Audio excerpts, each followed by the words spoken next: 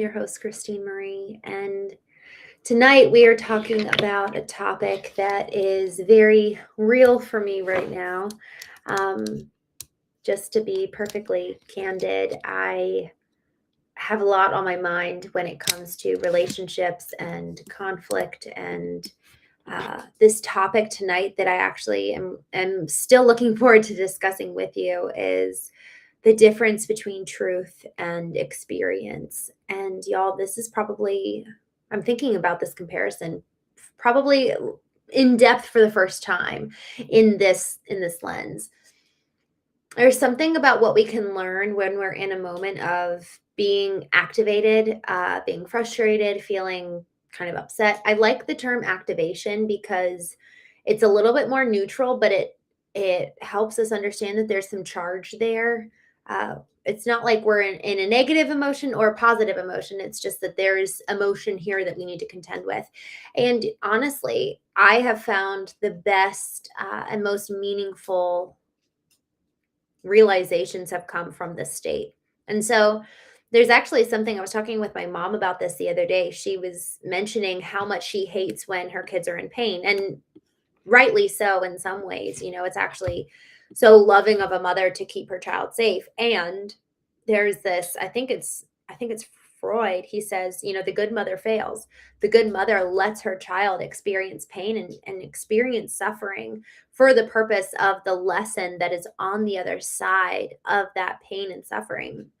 And I found that the more I really lean into my pain, the more I lean into this suffering, the more I actually get to experience the other side, which is so often it's growth, it's freedom in a sense. And so the more I actually lean into the discomfort of being activated and feeling an emotion, the more lesson there is on the other side of that. And so that's, I suppose you could say, number one. I'm so grateful that we're chatting right now because I know that I need this moment to process with you. And y'all, there's something about both going to the journal and writing out the process. I love also speaking into my phone to kind of document the process. And this process with you chatting here is another way to process and come up with real frameworks and diving into topics of what do I really think about whatever it is that we're going to discuss. So tonight we're going to be discussing that difference between my truth and my experience, because my truth has been a very hot topic and very prevalent in a lot of conversations these days. And so just as I'm starting to dive in, I welcome you to comment here in the chat. I'm active on a couple different YouTube platforms. So hello, thank you so much for joining in, Shayla. I'm so sorry you're not sleeping. I'm so glad to see you though.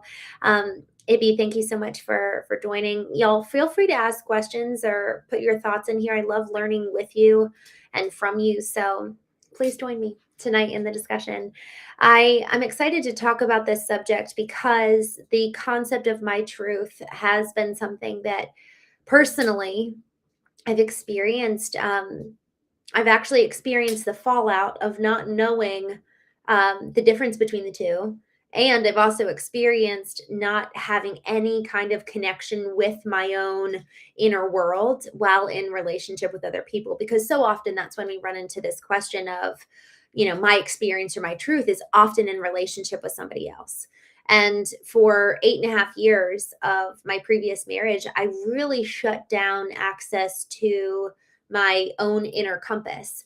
I took my former husband's word and I just followed him blindly. And I never really thought too much for myself. I really took what he said and believed whatever it was that he said. And that's in one sense, there's something very naive about that. That's often what kids do to their parents. They're just like, okay. And they kind of follow blindly. And so I was acting childlike in a sense in my former marriage for 8.5 years.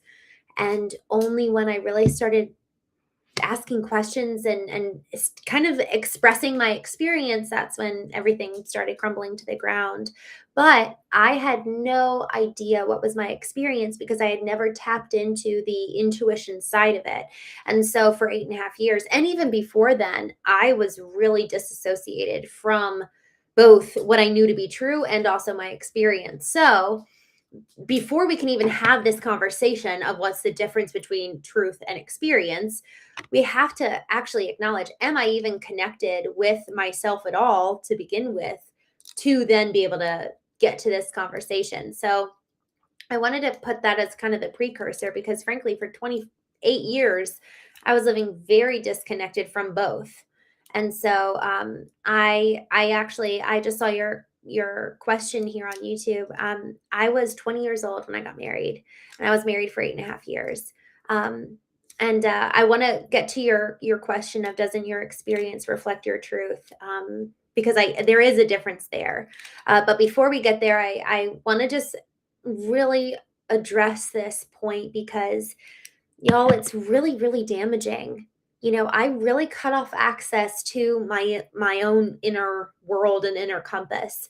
I have this concept of, when our compass is oriented north, man, do we have vertical direction. We're heading north, we're heading up, we're heading in the right direction. But when we're broken, when our compass is navigating east and west, and we're looking to everyone around us to tell us who to be, how to live, how to feel, when we're looking to them to tell us what our experience is, that's so often where dissonance comes in. And dissonance is like that disconnection between the words being spoken and the actions portrayed. That's where dissonance comes from. And usually cognitive dissonance is what the word preceding that.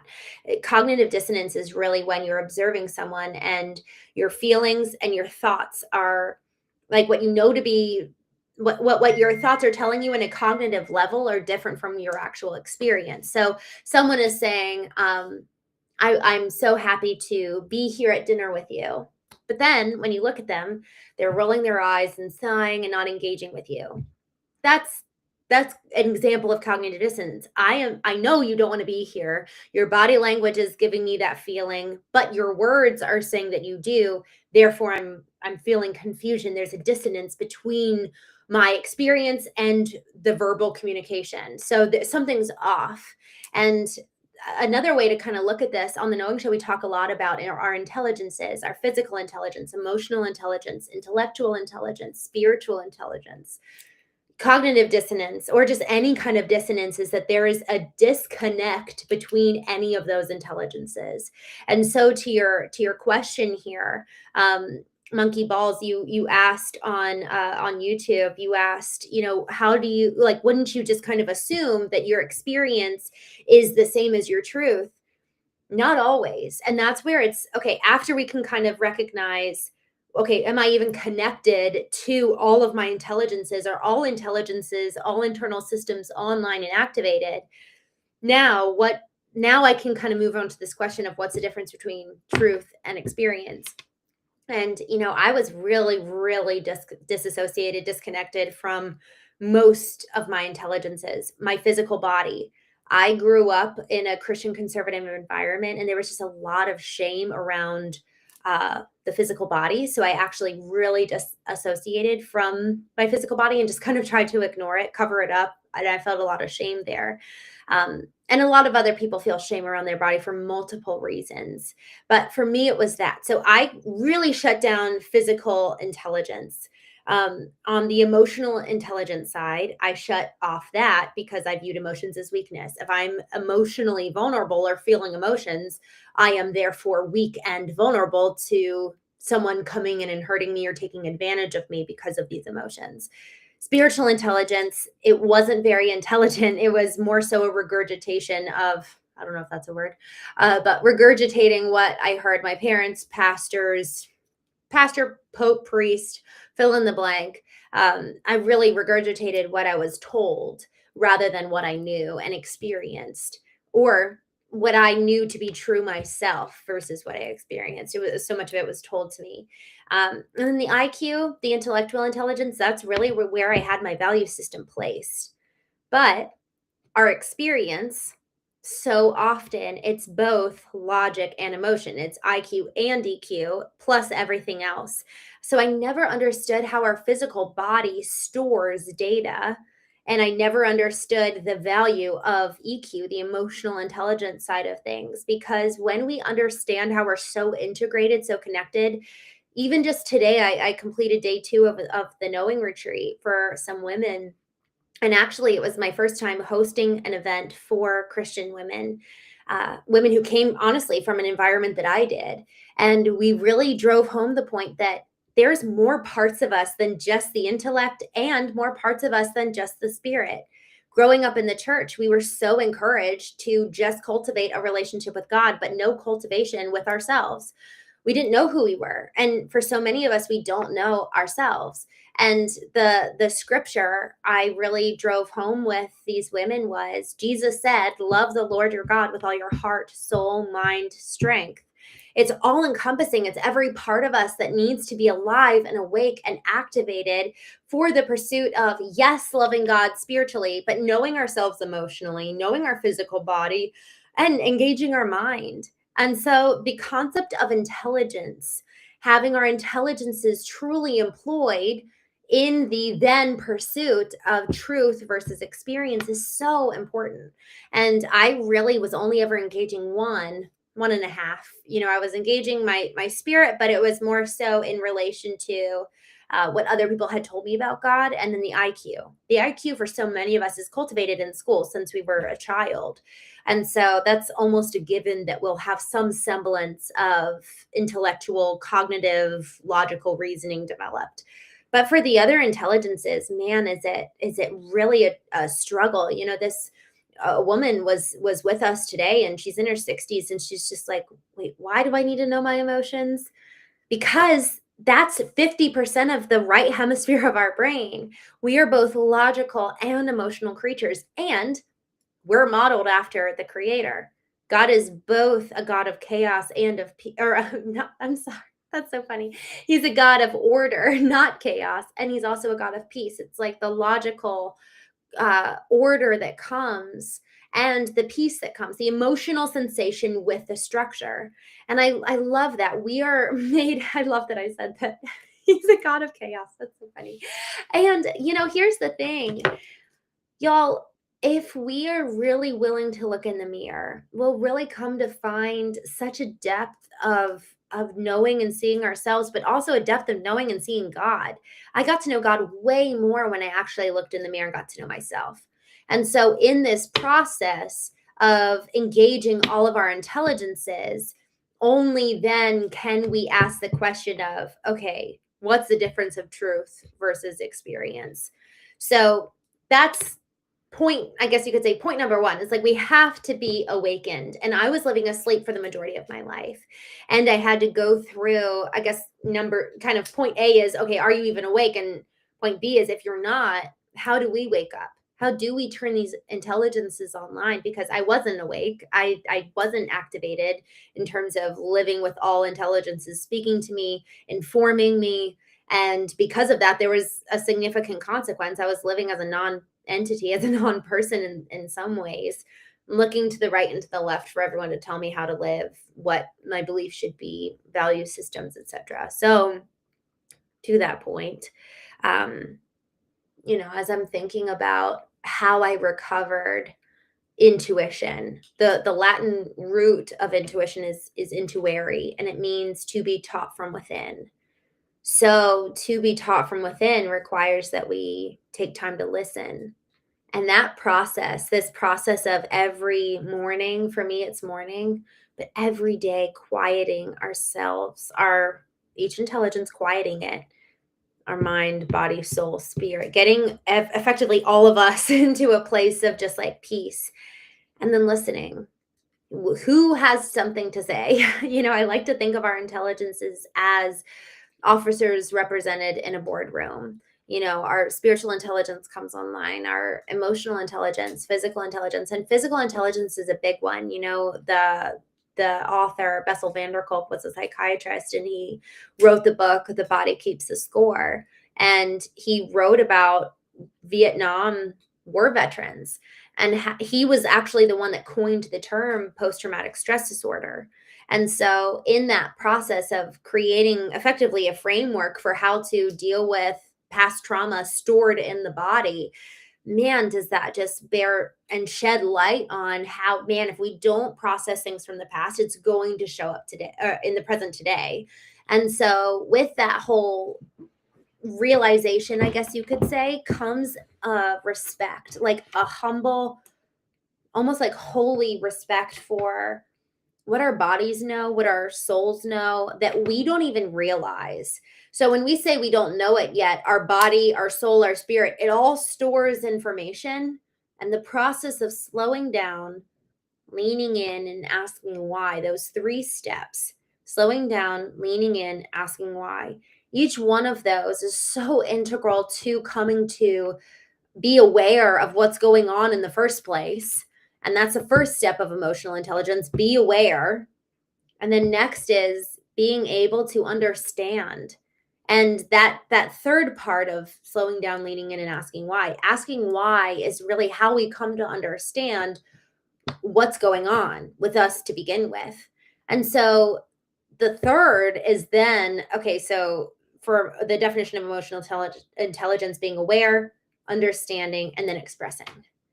But we have to be aware and understand before we can express. So really, when we think about how to recover intuition, which was really a massive pursuit of mine and endeavor over the last 3 years of like returning to a relationship with me where, frankly, I felt really safe with myself to divulge the information that my body and emotions were storing. Because, man, if it doesn't feel safe, it's never going to unveil itself. I have talked to multiple people who have, in their late 20s, early 30s, remembered things from 3 to 9 years old of trauma, real trauma, like usually it's sexual or physical trauma that they suppressed. And they literally did not remember. One woman, it was with her father, which is devastating. Another was at her grandparents' house. And it's like, what the heck do our bodies know that we don't?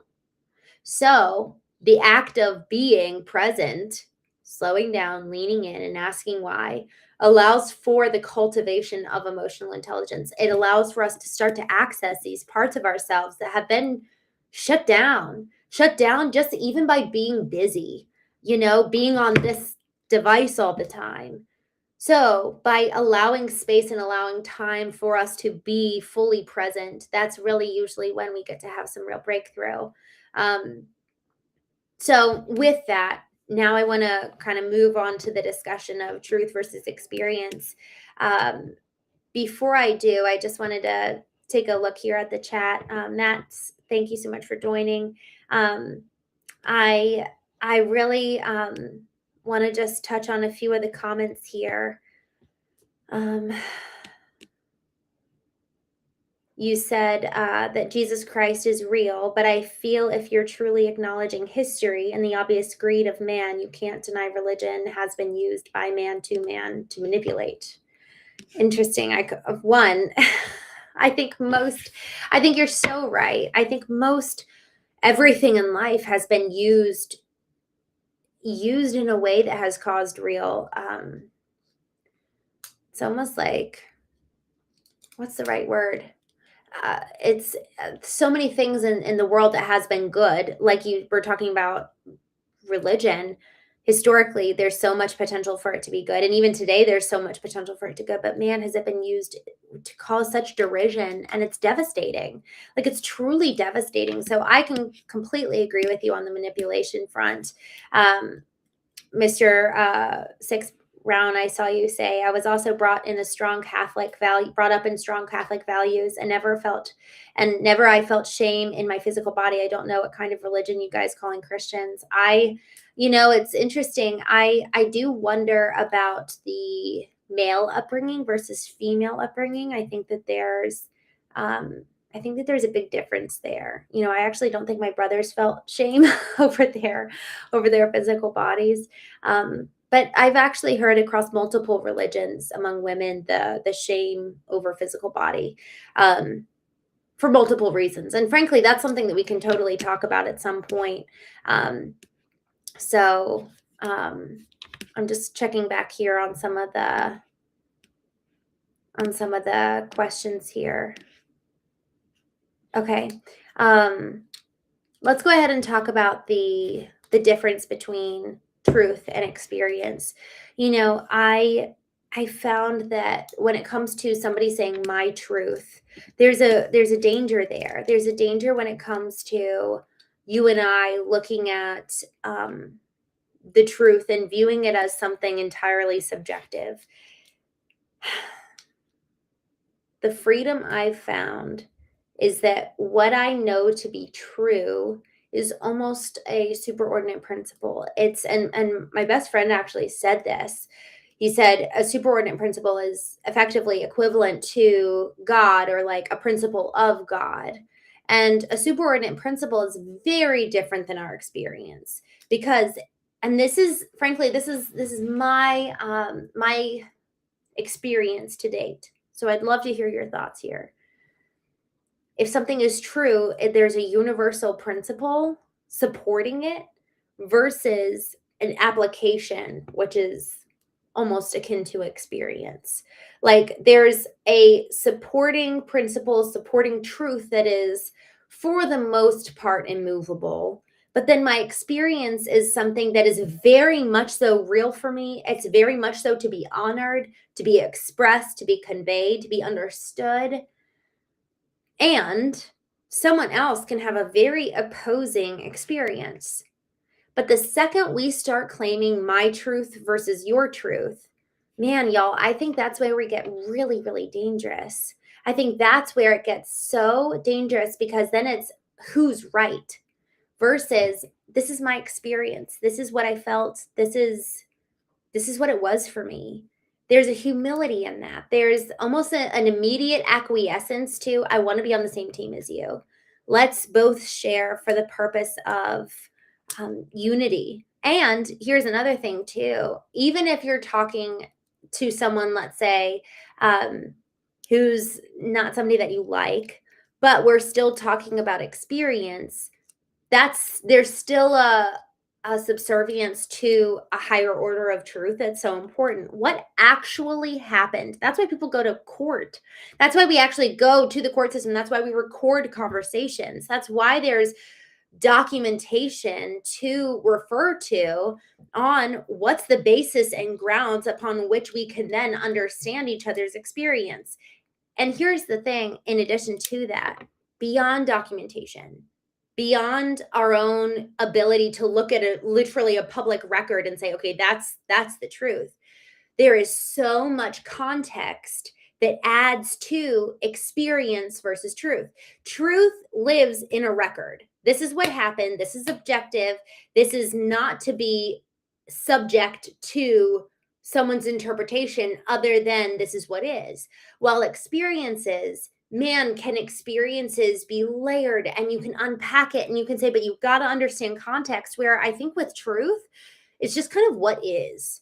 There's not a whole lot of context to add to it. Whereas experience, man, is it layered? Man, is it complex? Man, is it so incredibly personal and dynamic based on the individual, and so complex based on the relationship. And so I think where that comes into play is so important to really understand, because when someone says, this is my truth, there's something that almost immediately cuts us off to any other interpretation, any other context from someone else's experience, to then help us exhibit and feel compassion and empathy. Emotional intelligence has effectively two definitions. The first is to be aware of, understand, and express one's own experience and emotion, and the ability to handle interpersonal relationships with empathy and with wisdom. But if we're looking at the first half of emotional intelligence as the truth, there's no way that we're going to have space to handle someone else's emotions and experiences as or with empathy and with wisdom. So really, when we think about truth, this is interesting, and I hadn't thought about this before.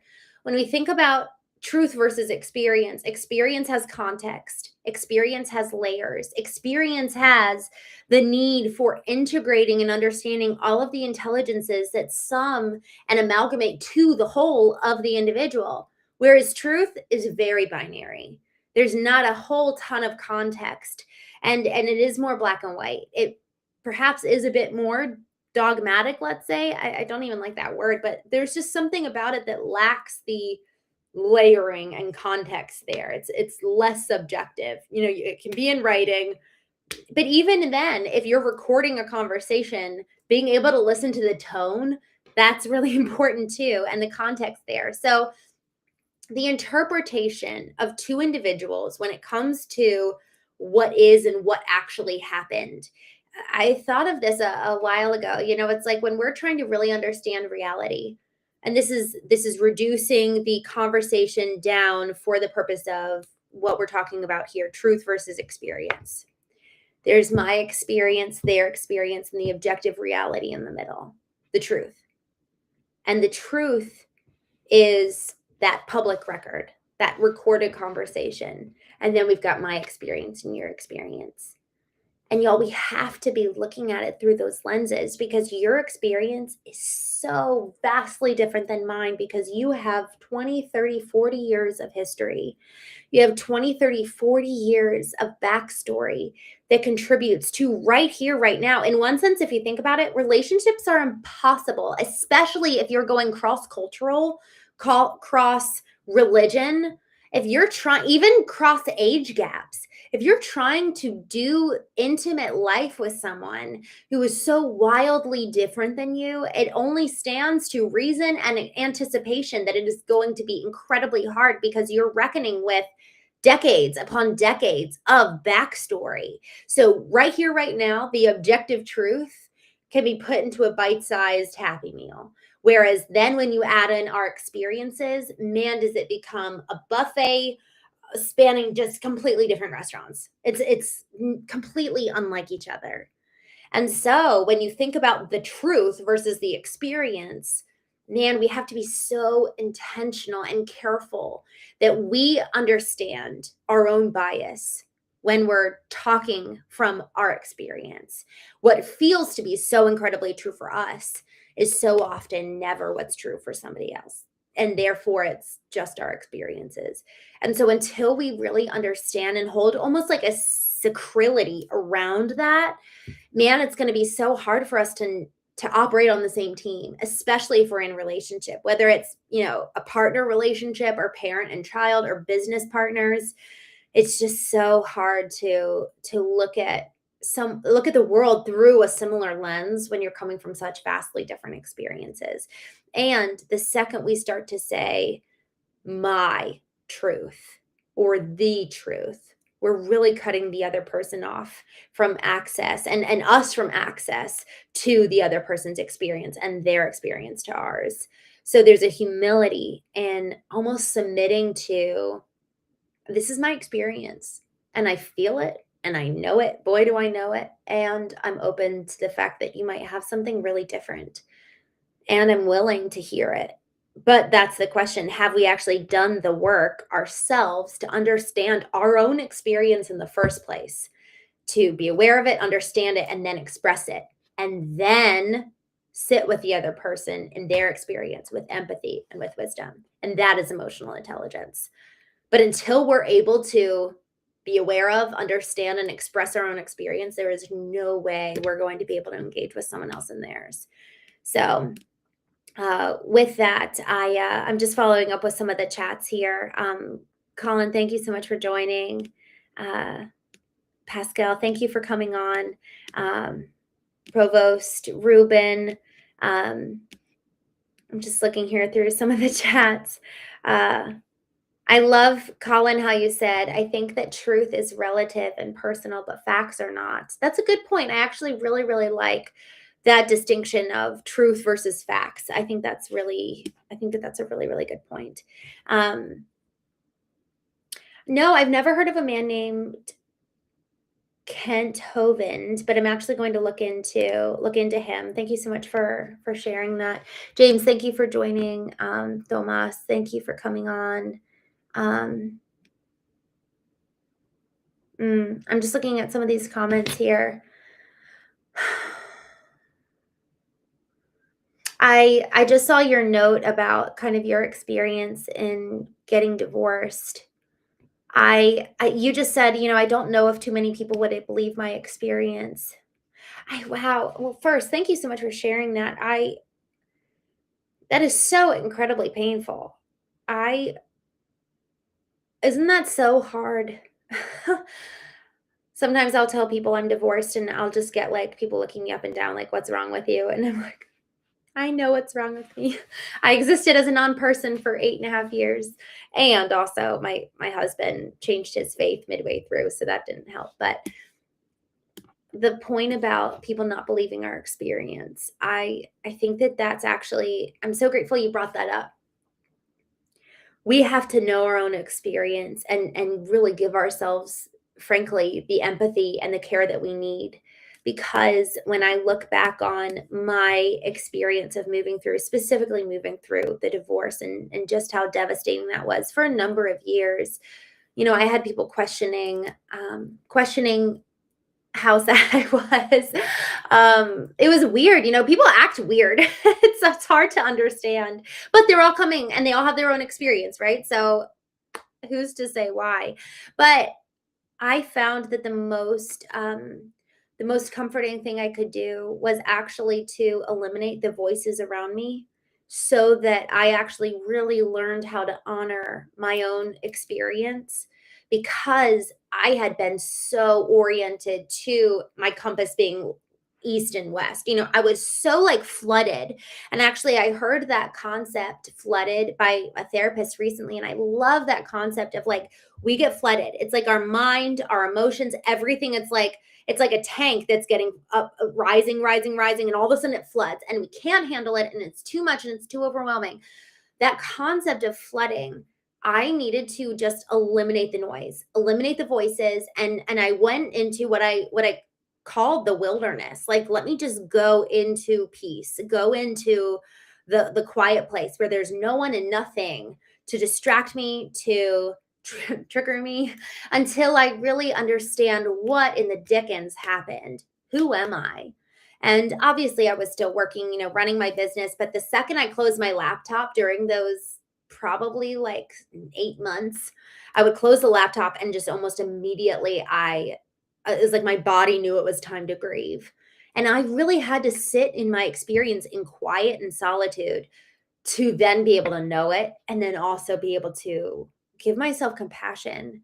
Because if I was looking still externally for other people to validate my experience, it was so confusing. I remember going to just networking events and say I was going through a divorce, and people would say, "Congratulations." And I just felt so wildly misunderstood. I'm like, you don't understand. This is devastating. And so do I try to convince them, or do I honor my own experience by actually starting it to keep it close to the chest? And I just saw Goff Island, Rocky said, my ex and I have 3 kids, and my new wife has 2 kids from her ex. Good grief. That's so many children. Good for you. I actually am so proud of that, because I didn't have any children with my ex. And there's something about that actually I've just felt so sad about. I know that this isn't healthy, but for a time I actually wanted to have kids with him so that I could stay in touch with him. And now I can look back and be grateful that I don't. I don't know. I don't even want to say be grateful. It's just what is. Um, you said I'm not nice to myself, hence why I can't look in the mirror. You know, I was challenged. My best friend and I gave each other a 61-day challenge. And he said to me, he was like, I want you to write down one thing you love about yourself every day for 61 days. And I felt like I wanted to vomit. I was like, I will run another marathon. And I'm not a runner. I hate running. My marathon, I like permanently damaged my back. It was not good. I did not want to do that. Like, everything in me just like wanted to retreat. And that was probably one of the hardest emotional things I've ever done, was write one thing I liked about myself every day. And I think the simplicity of the exercise actually is what makes it really hard, that you actually have to go inward versus, oh, let me go do 20 push-ups, or let me go, it wasn't physical or it wasn't mental, it was actually emotional. And so I started out, and I was in the first like 5-10 days, I wrote something along the lines of, I like or I love that I love other people. I love that I love God. And it was just like very kind of like distant and not really about me.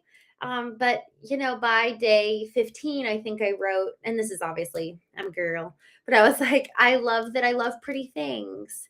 And I think day 50, I wrote down, I love that I care so much. And for so many years while I was married, I actually wrote in my journal, I hate that I care so much.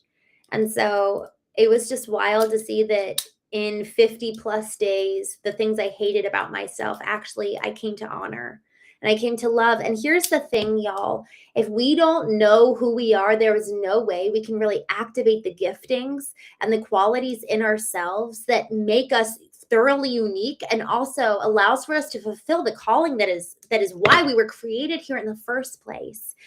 Do you, and this is gosh, is this so important, do you believe you matter? Do you actually believe that you're here for a reason? I was sitting there with 5 women yesterday and today, and all of them in this retreat particularly came from a Christian background. And it was just, it's painful, hearing the stories and the pain that people go through. But at the end of the day, we have to actually look in the mirror and say, and figuratively, do I actually believe I'm worth loving? Do I actually believe I'm worthy? What do I actually believe about myself? What do I believe about God, about the world? And in that process for me of looking in the mirror and realizing, and this was a big moment for me. I was at an event that my partner and I were putting on for Amazon, and I was sitting in the back of the room, and this woman is talking, and she's holding a glass of water, a pitcher of water, over a basin. So in the glass, she pours some water and she holds it up and it's halfway full. And she says, so many of you will only give from a half full cup. And she fills it all the way to the top. And then she holds it up and she says, others of you will give from a full cup. And then she pours and pours and pours, and the water spills over the glass into the basin below. And then she holds up the glass and she says, this glass is for you. The basin is for everybody else. And y'all, I see this in both men and women alike, where we take pride in being depleted. We take pride in being burned out because it means we did so much. But man, if we had a fundamental shift in seeing and assigning value in our being versus just what we do, I believe it, and I've seen it, that our doing is actually that much more impactful when it's coming from a place of worthiness on a being level, on an inherent inner rooted, like guttural sense of I belong, I am important, I matter. Now I get to give it. This whole concept of self-love, and I'm putting that in air quotes because I think that term has just been demolished by society. That term of self-love is actually meant to power our ability to love others that much better. I'm just looking here at some of the chats.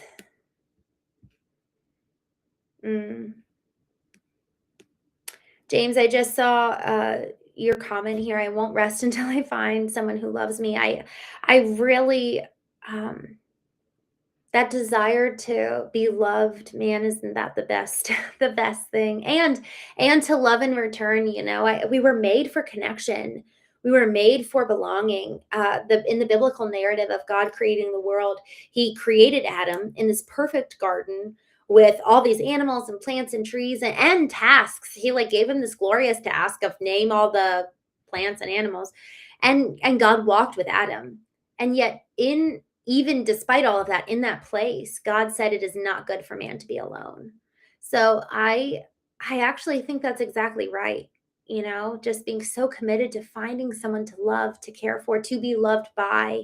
And in the meantime, Jordan Peterson said this so beautifully. He's a psychologist from Canada and a professor, an author, among many other things. He said, become the person that is worthy of the partner that you want.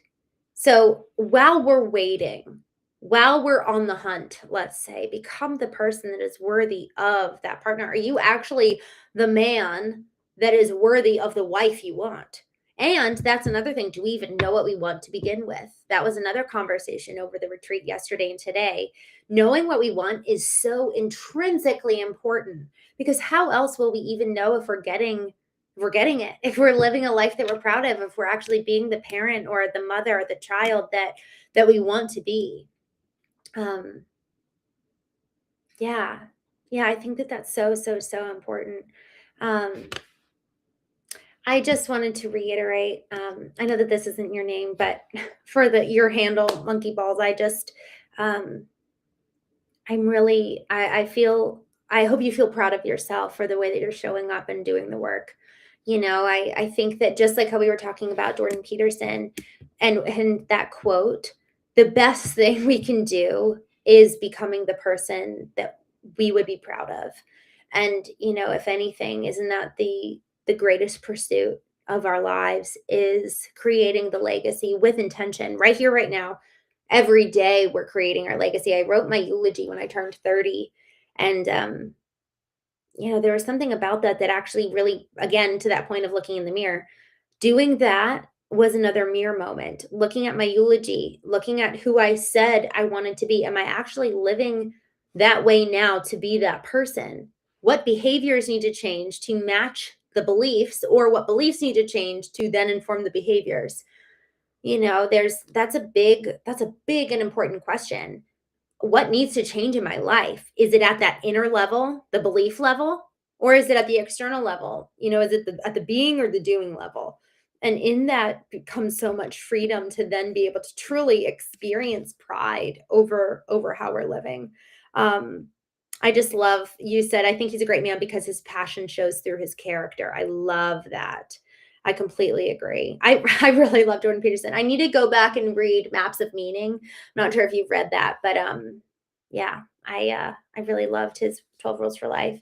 Y'all, thank you so much for joining me tonight on the Knowing Show. This conversation is incredibly important, because there's something around misattributed blame that can come when we don't recognize, oh, I'm actually so angry right now because of the past. It's actually not you. And it's actually not this experience right here in this moment. Because when we do misattribute our pain, man, we can leave a lot of damage in our wake. So it takes radical responsibility to heal from the past. It takes the slowing down, leaning in, and asking why of the present moment to then go uproot what needs to be done in the past. James, you actually said something really beautiful about wildflowers on empty grasslands. I feel like there's actually an analogy there in terms of our minds. What are we planting? What are the flowers and the trees of our mind? What are we feeding and tending to? Are we feeding and tending to the men and women that are our own ideal, that are going to be ready and actually prepared for the person that comes our way? Are we actually going to tend to the garden of our minds, to use the analogy in James Allen's book, As a Man Thinketh? Are we actually tending to our minds so that the past is not having power in the present, so that we're not projecting the past onto our future and living in fear of repeating what was so traumatic for us in the past? Are we actually free right here today? Y'all, I really appreciate you joining tonight. I just saw you say, I found out I was dyslexic after I struggled to graduate high school. Good for you. I feel that's so impressive. I feel like, honestly, recently I've been like reading numbers and I'm like, am I dyslexic? So I'm with you. Y'all, thank you so much for joining me tonight. Tomorrow morning we'll be going live. I'm going to be reading through A Course in Miracles. I just started doing that every day because I wanted to do it for me. I need that. I need the reminder of truth. Even tonight, I came up to my room and I had lesson 4 that I wrote out this morning, or I read out this morning on the earlier show. And it was exactly what I needed. And actually, I'm going to read it because it actually has to do with our show tonight. Lesson number 4. So A Course in Miracles has a lesson every single day through the end of the year. And we're on lesson 4 because it's January 4th. This lesson: these thoughts do not mean anything. And man, I feel like I actually really needed that tonight because I was frustrated about something.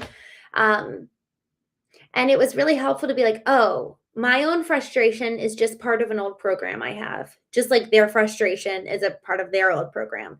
And it doesn't really mean anything. When we can actually take our thoughts, take them captive and make our thoughts be in submission to ourselves, man, that is probably one of the most important things we can possibly do. So when we're thinking about the truth versus our experience, understanding that when it comes to our experience, we have all the power in the world to understand, to ask why of it, to express it. And then we also have the choice to enter into our relationships with other people with empathy and with wisdom. And we don't have to do that, but that's almost like the gift of once we can tend to ourselves and really care for the wounds that we're experiencing on our end, man, then we get to go and love someone else all the more. So with